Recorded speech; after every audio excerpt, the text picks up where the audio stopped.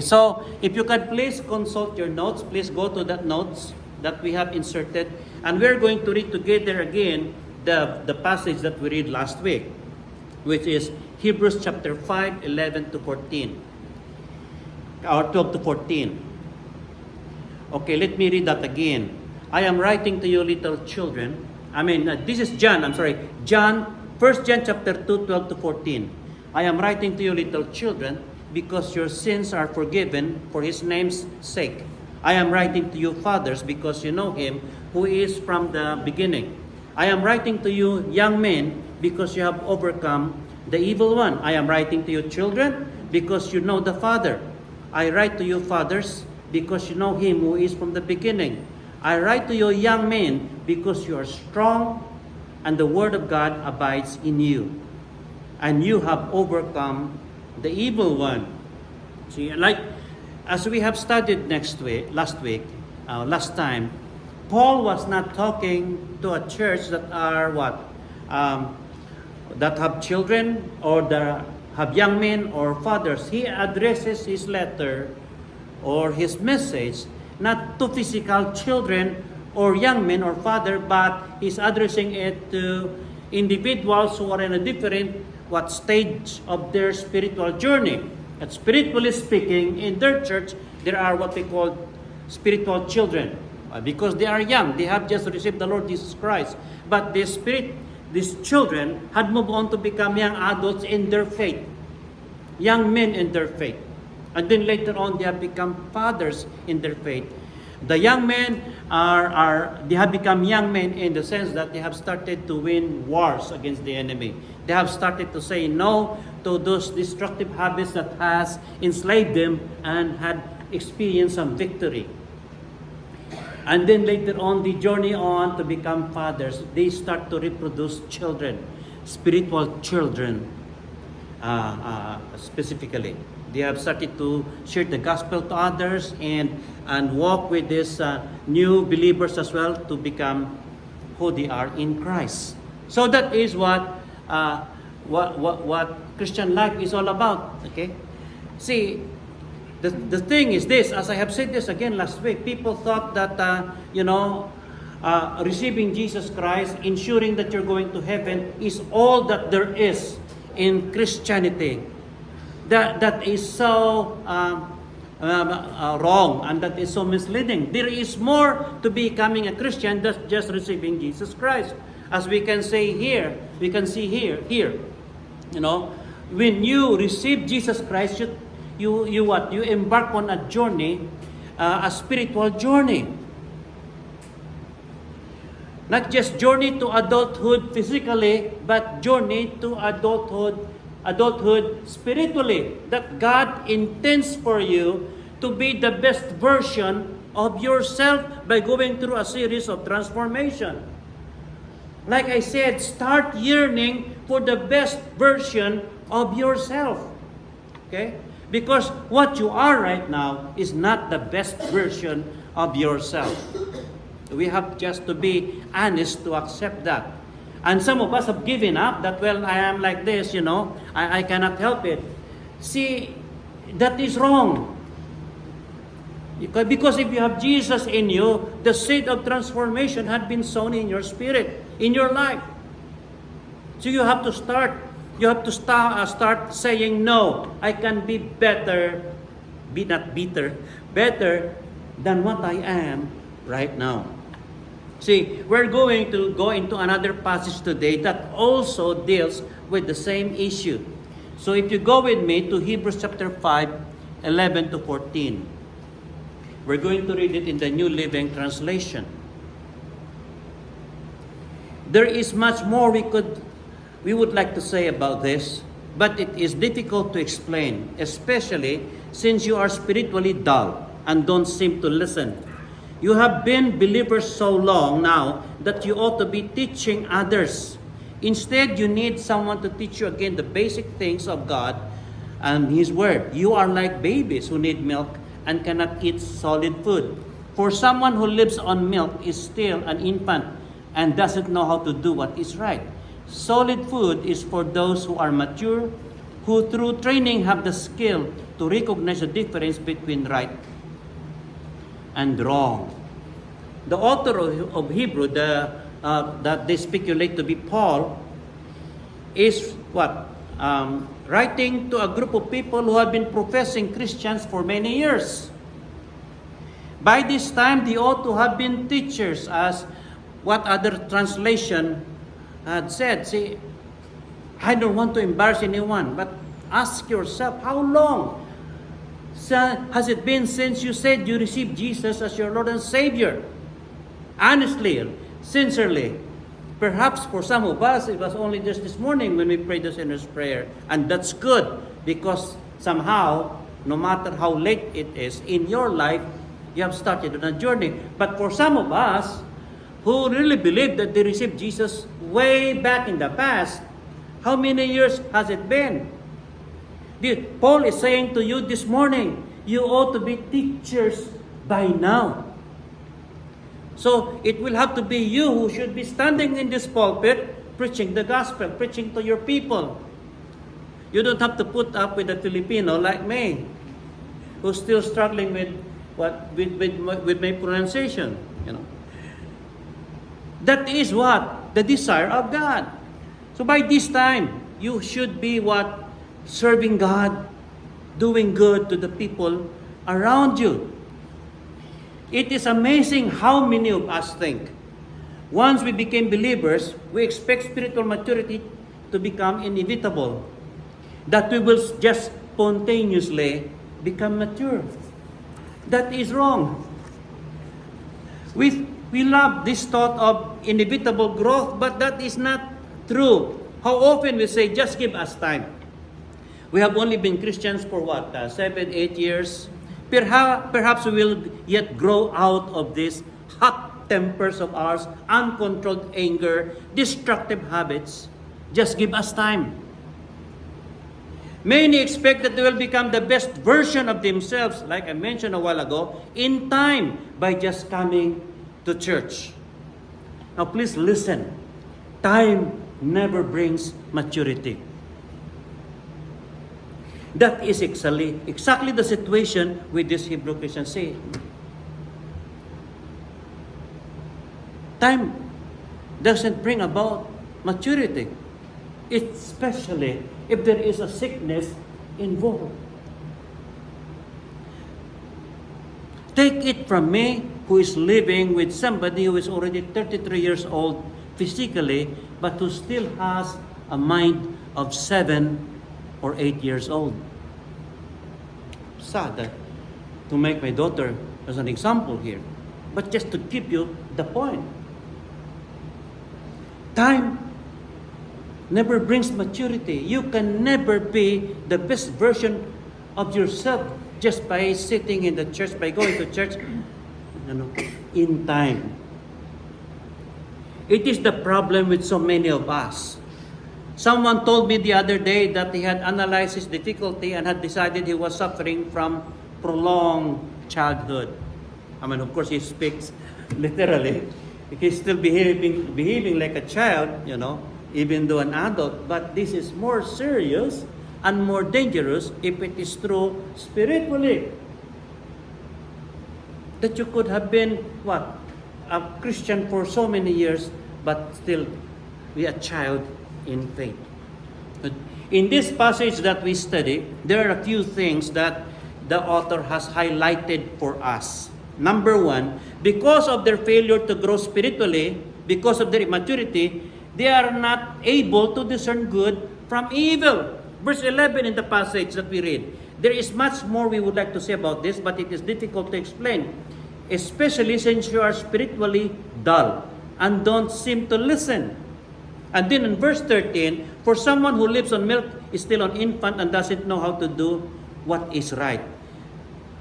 Because they have not grown into maturity in their faith.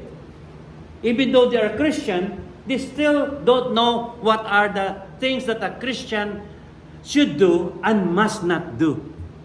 They still are dependent on somebody to tell him, hey, that is wrong. Don't do that, okay? Don't go there. Don't say that. You are a Christian. You are not supposed to say that.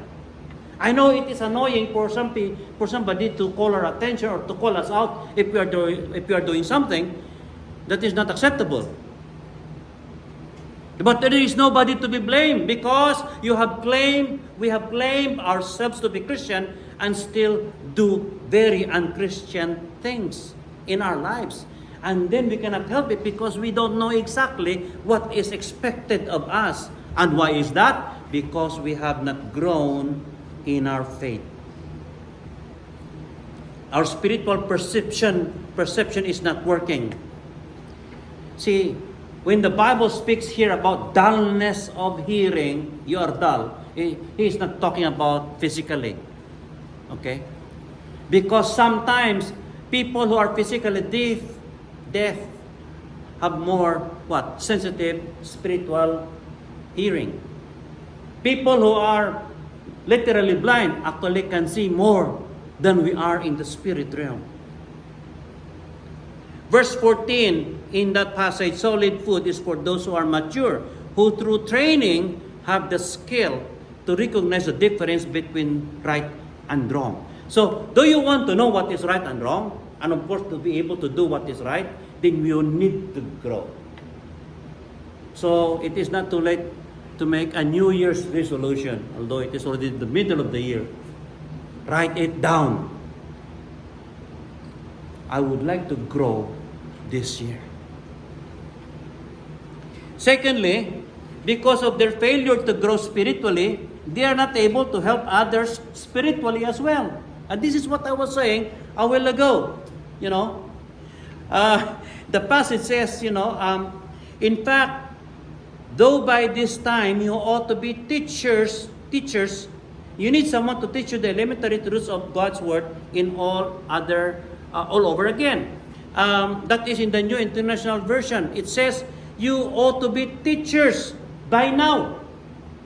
But what happened is, you still need someone to teach you the elementary truths of God's Word all over again. So let's do some bit of work here. In Greek, the word there, teacher, is didaskalos. I have underlined there in your notes. Didaskalos, or an instructor. And it means somebody who was really a mastery in their field and are starting to train others to be able to do the same. See, the word there, didaskalos, has been attributed to two other people in the New Testament, Jesus and John the Baptist. So the word there, didaskalos, is you should be didaskalos, right? By now, you should be able to teach others by now. He's saying, you should be like Jesus by now. The word there, didaskalos, can also be translated as a rabbi. But in our current lingo, the best word that should translate didaskalos is a mentor or a life coach. See, that is the goal for every one of us on this journey. If you are a member of the Blue Church, I would like you to embrace this. It is not expected of you to remain just sitting on the chairs. The goal for each one, if it is not to be able to stand here in the pulpit, but to be life coach, to be mentors, to be able to share the gospel to other people and bring them up, into maturity. Like what Jesus did, like what John the Baptist, like what Jesus did, like what John the Baptist did, like what he was. John the Baptist was able to prepare a group of people that Jesus eventually took over to become his. The core of Jesus' disciples are disciples of John the Baptist. So that prophet with an acerbic tongue was able to train others too. So if you don't speak well, you have no excuse. If John the Baptist can do it, you can. You can become a mentor, you can become a life coach. See, this community this community needs a lot of that. Don't you think so? We need more people who should be able to help others. See, I would like to display our logo maybe next week. I have come up with the logo. But you know the motto of this church? See that picture there? Blue Church Teospe is what? Jesus people. Helping other people find and follow Jesus. That's it. What is the Blue Church all about? It's just people who loves Jesus, like us, who are followers of Jesus, helping other people find and follow Jesus.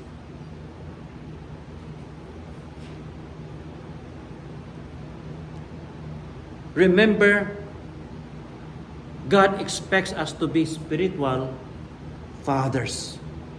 And of course, we know the Great Commission, Matthew 28. Make disciples. Okay, Lito, we got you. Okay. We need to grow, and we need to be people who should be able to help others. Now, how can we become that? Let's read in verse 13 to 14 in our notes. For someone who lives on milk is still an infant and doesn't know how to do what is right. Solid food is for those who are mature, who through training have the skills to recognize the difference between right and wrong.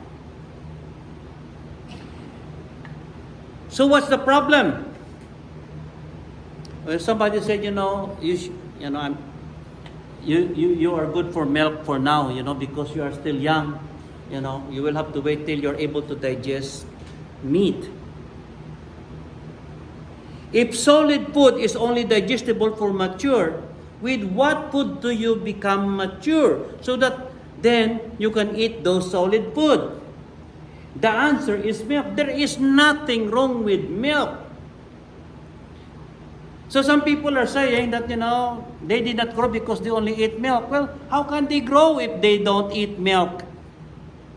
I mean, we try to feed steak to this newborn baby, they will not choke on it. Milk is the natural food for those who are, just been born into the kingdom of God, into God's family. There's nothing wrong with milk. They have to take that milk. It's how they use those milk that is wrong or lacking. Who through training have the skill to recognize the difference between right and wrong. So the training what? What do they use for their training? Meat or milk? Milk. So that later on, after they are done with their training on milk, they can now digest meat. See the word there, training, and that is actually what the key is. Again, some notes here. Comes from the word Greek, the Greek word gymnazo. Okay, that's the root word. So gymnazo. Who through gymnazo have the skill to recognize the difference between right and wrong. That is the word translated training, or in some other translation, practice. Gymnazo. Wow, sounds familiar, right? What word would you associate with that? The gymnasium or gym. What is a gymnasium? It's a place where people go for training. The literal training, the literal meaning for gymnazo is to train with one's full effort. Actually, during the Greek times, they're going to this place called gymnasium, naked, with only their loins covered. The men, they're just covering the private parts, but they're totally naked. Why? Because that is how they would like to train. Full effort. They will be perspiring and doing things, preparing for what? Whatever it is, discipline that they are engaged with. And so, that is what is being proposed here. You practice what you learn from the milk that you have learned. Put it into action. The idea here is this. Okay, what is the purpose of a gym, for example? People are going there who are being trained. The gymnasium is set to what? To imitate the real thing. For example, if you are into weightlifting, and so the heavier weights you can lift, then you win. Now what do? When you train, you go to the gym, you start with 20 pounds and then 50 pounds. So what you are doing is imitate already the day of the competition. On the day of the competition, you are going to be made to lift a weight. Now you don't wait for the day when you are there already in the actual competition to do that. You start doing it, practicing, go to the gym. Amen? If you are into boxing, it's the same. You don't go to the competition, you don't go to the fight not being prepared. You, many months before that, go to the gym and practice your boxing. Fight with somebody who is much heavier and better than you so that you can really learn well. In Christian life, it's the same. You've got to practice what it is. You have the problem with others. They go into the gym. What do? They read the instruction. This is how you do. This is how you play the game. They just read the instructions and then left the gym. And that is what most of us are doing. We read the instructions and forget all about it. We don't practice it. See, the key to maturity is not jumping from milk to meat. The key is the way you drink the milk, what you do with the milk of the Word of God. That is what makes the difference. So let me close with 3 steps how to grow with milk to maturity. First of all, drink the milk. Amen? It's simple as that. You have the Word of God. Drink the milk, take it, read it, study it, dwell on it. I have told you already that according to the Back to the Bible people, you've got to be engaged in the Word of God, read it, understand it, at least 3 times a week, for it to make a difference in your life. Or some of our people here are on their way. They have the men's, the women's, and then the discipleship class, and then you get to listen to a sermon or go to the Sunday school on Sunday. So drink the milk. Make it a part of your life. Don't be dependent on me or anyone reading it to you or teaching it to you. Read it yourself. But here's the most important part. Second, personalize it. You drink the milk, so you receive it, and let it become a part of your person. You drink it. Don't just smell it. Don't just set it aside and admire. Wow, look at that milk. It looks nice. No. Drink it. Personalize it. Let it apply to you first. So how do you do that? You ask the question, what is God saying to me? See, when you study the Bible, it is not just to learn, about God. It is not just to get more information about God. It will only make you proud. If you think you have learned a lot already about who God is, you've got to personalize it. What is God saying to me? What is God saying that is good? What is God saying that is evil?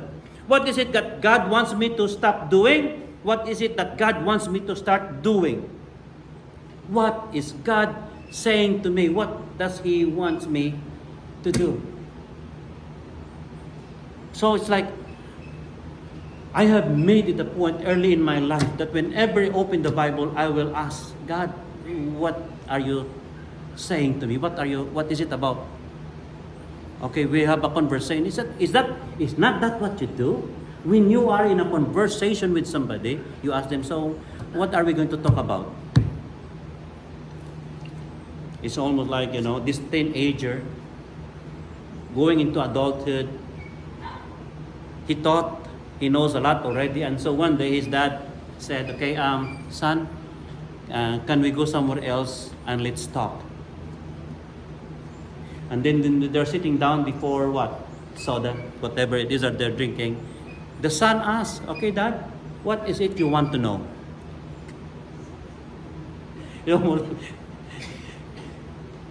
He didn't ask, what is it you want to tell me that. Okay? And sometimes we have that attitude that we thought we know a lot already, that we don't need God to tell us what to do. The third, practice it. See what's happening in the gym. It's people already lifting, trying to lift those 100, 150 pounds, 1,000 pounds weight that they are going to lift on the day of the competition. They're lifting it already.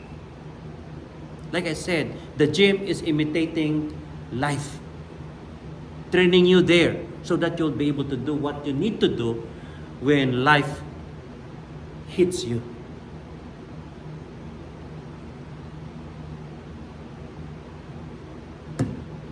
What will you do? In the morning, you look at the mirror and talk to that person in the mirror. You say, no, Lito, you will not, I will not listen to you today.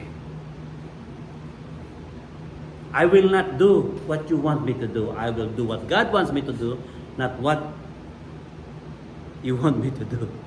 Why is that? Because Lito has his own agenda. Lito has things that he wants to do. So I will have to train myself before the situation comes, before when I am outside, and the craving of the flesh will hit me again. I will have to do what I have trained to do, to say no to myself. Some of us will have to say no to some people in our lives. Practice yourself already saying no while you're still home. Imagine who these people are who had been dictating you what to do, and the things that they are telling you to do are destructive. Start practicing saying no to them before you meet them in the flesh. In your workplace, there are some scenarios there that sometimes you do things that you don't like, water down whatever it is that you're serving, cooking the books or whatever, or, people they're asking you to do. You train yourself already what to tell them. So that when you're out there in real world, being tempted, being seduced to do things that you should not do, you're able to do it because you have trained yourself. You have practiced already doing what is right. Amen? And then when you experience some victories already, doing things that God wants you to do, then you might be ready for some really nice back straps. Right, Dave? Some meat. But for now, drink the milk and let it become a part of your life. Practice it. Like I said, this community needs a lot of teachers, of mentors, of life coach. Amen?